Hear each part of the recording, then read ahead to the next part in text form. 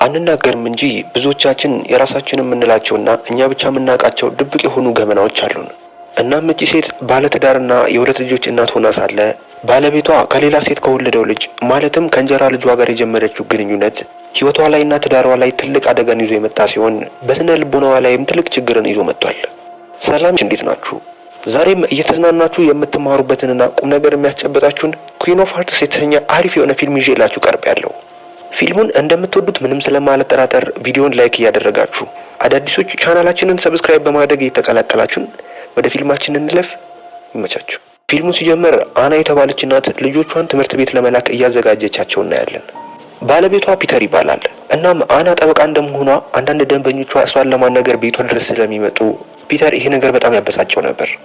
ከአና ደንበኞች ውስጥ አንዷ ሴት ስትሆን 7 ጊዜ አግብታ የፈታች ሴት ናት። ማታ ላይ አና ለልጆቿ ተረት አንብባ ታስተኛቸዋለች። ልጆቿም ነገ የሚመጣውን እንግዳ ለመተዋወቅ በጣም እንደጓጉ ይነግሯታል። በማግስቱ ጠዋት የፒተር ልጅ የሆነው ጉስታፍ ወደ እነሱ ይመጣል። ፒተር ጉስታፍን ከቀድሞ ሚስቱ ሲሆን የወለደው አሁን ጉስታፍ ከነ ፒተር ጋር ሊኖር ነው ወደ እነሱ ቤት የመጣው። ሴቶቹ ልጆች ወንድማቸው ወደ እነሱ ቤት ሊኖር ስለመጣና በጣም ደስተኛ ስለሆኑ ስጦታ ይሰጡታል። ፒተርም ጉስታፍን ከአሁን በኋላ ራሱን እንደ ቤተሰብ እንዲቆጥርና ዘና ብሎ እንዲኖር ይነግረዋል። ከቆይታዎች በኋላ አና ወደ እህቷ ሊና ጋር ጥፍሯ ልትሰራ ወደ ሜካፕ ቤቷ ትሄዳለች።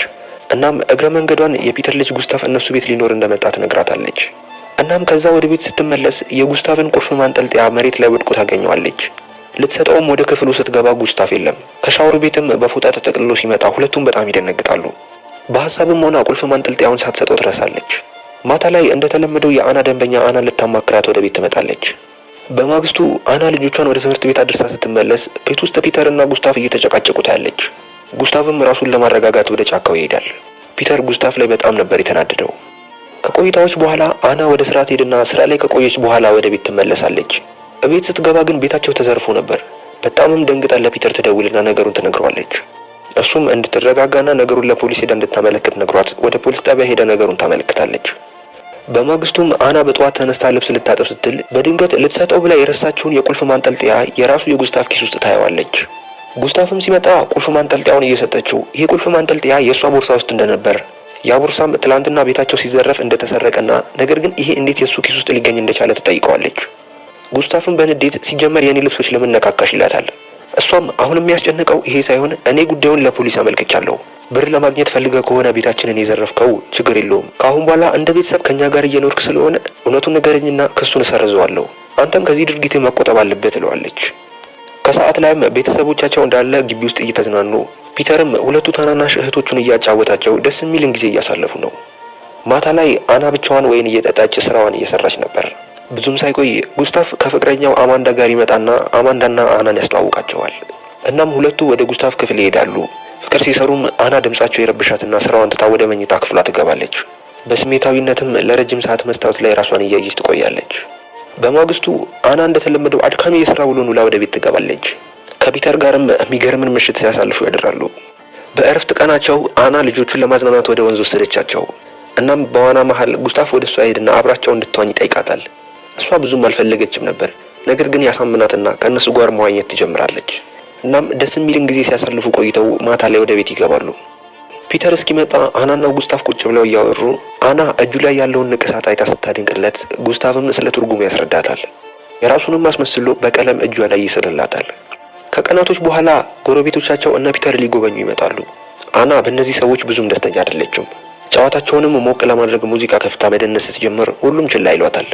በሁኔታው ትናደድና መጠጥ ወስዳ ብቻዋን ቁጭ ብላ መጠጣት ትጀምራለች። ጉስታፍም ወደ ፓርቲ ሊሄድ ሲል በድንገት ያያታል። ወደ ፓርቲም እንደሚሄድ ሲነግራት እሷም መቀላቀል እንደምትፈልግ ትነግረውና አብረው ወደ ፓርቲ ይሄዳሉ። በወሬያቸው መሃል የአና ተደጋጋሚ ጥያቄ የነበረው የጉስታፍ ፍቅረኛ ስለሆነችው ስለ አማንዳ ብቻ ነበር። ሁለቱም ሞቅ ብሏቸው ነበርና በድንገት ይሳሳማሉ። ወደ ቤት ሲመለሱ ፒተር በጣም ተናዶ ነበር የጠበቃት። እንዴት እንግዶች እያሉ ቤቱን ትተሽ ትሄጃለሽ በማለትም ይናገራታል። እሷም ራሷን ለማረጋጋት ወደ ወንዝ እንደሄደች በመናገር ተዋሻለች። በማግስቱ ቤተሰቡ ግቢ ውስጥ እየተጫወተ ነበር። ጉስታፍም የድብብቆሽ ጨዋታ ላይ ነበርና አና አጠገብ ሄዶ ይደበቃል። ጉስታፍ ሐሳቡ ጨዋታው ላይ ቢሆንም እጆቿንና ትከሻዋን ሲነካት አና በተመስጦ ነበር የምታየው። ማታ ላይ አና ስለ ጉስታፍ እያሰበች መተኛት ያቅታታል። ውሃ ለመጠጣትም ወደ ኪችን ተነስታ ስትሄድ የጉስታፍ ክፍል ክፍት እንደሆነ ትመለከታለች።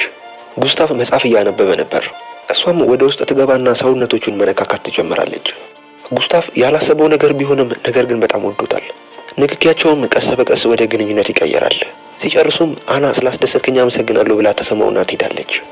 በማግስቱም አና ለጉስታፍ ላፕቶፕ ገዝታ ትሰጠዋለች። ፒተርም ይህንን ነገር ሲሰማ እንደዚህ አይነት ነገሮችን ከማድረግሽ በፊት እኔን ማማከር ነበረብሽ ይላታል። እሷም ያላትን ተቀብላ እራት ለመብላት ወደ ውጭ ይወጣሉ። ማታ ላይ ሲመለሱ ሁሉም ልጆች ተኝተው ነበርና መሳሳም ይጀምራሉ። አና ጉስታፍ ያሳያትን ነገር መድገም ትፈልጋለች።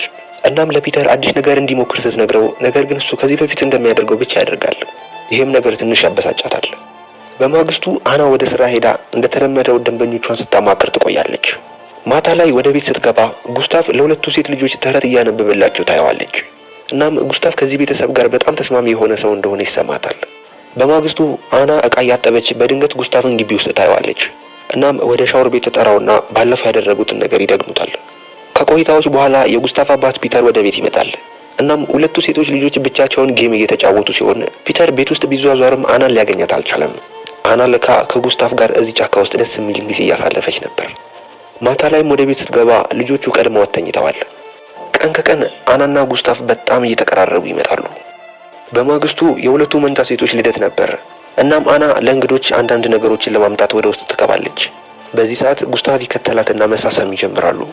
ነገር ግን የአና እህት በድንገት ይህንን ትመለከትና በጣም ትደነግጣለች።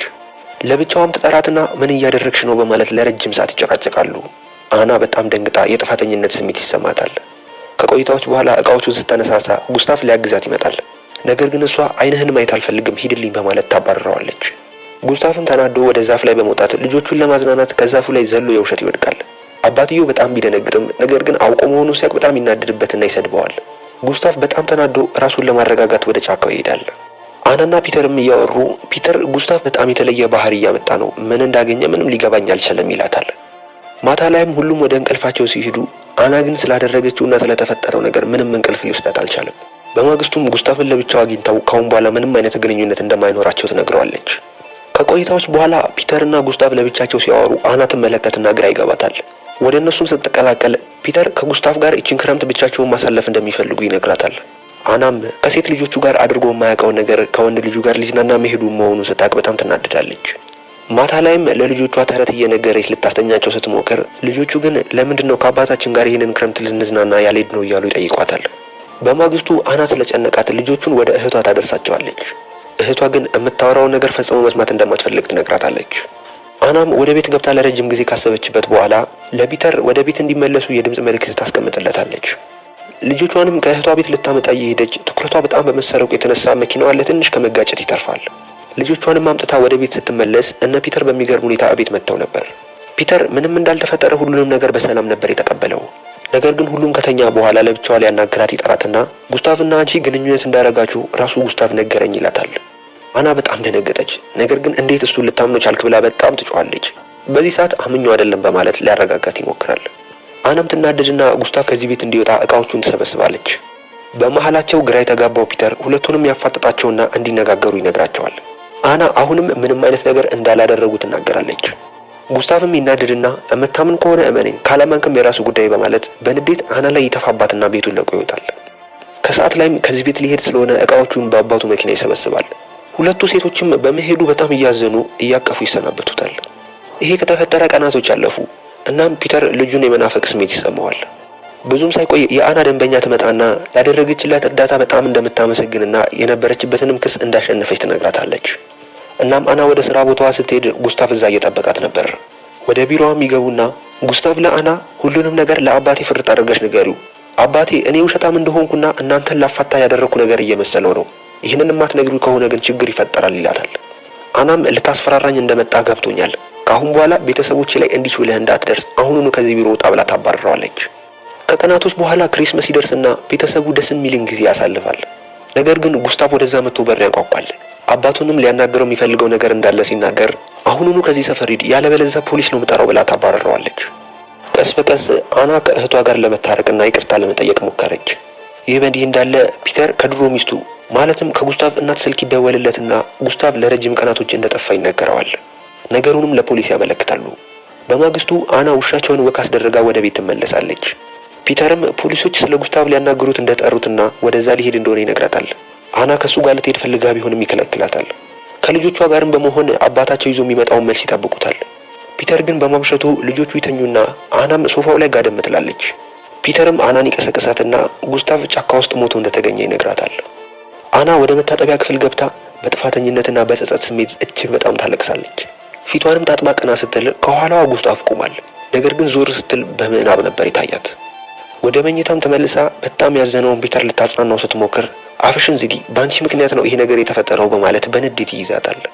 በማግስቱ ሁሉም የቤተሰቡ አባል ልብሳቸውን ለብሰው የጉስታቭ ስርዓተ ቀብር ላይ ለመሄድ ይዘጋጃሉ። አናም ኋላቸው እየሄደች ባደረገችው ነገር በጣም እንደተጸጸተች እያየን ፊልሙ በዚህ ይጠናቀቃል። ቤተሰቦቼ ፊልሙም ሊያስተምረን የፈለገው እንደ ቀላል የምናደርጋቸው ነገሮች የሰው ነፍስ ሊያሳጣንና ህይወታችንን ምስቅልቅሉ እንዲወጣ ሊያደርግ እንደሚችል ማወቅ እንዳለብን ነው። ከፊልሙ እንደተማራችሁና ደስ የሚልን ቆይታ እንዳሳለፍን ተስፋ አደርጋለሁ። ሁላችንም ይህንን ቪዲዮ ላይክ እያደረግን አዳዲሶች ሰብስክራይብ ማድረጋችሁንም አትርሱ። በቀጣይ በሌላና በአሪፍ ፊልም እስከምንገናኝ ሰላም።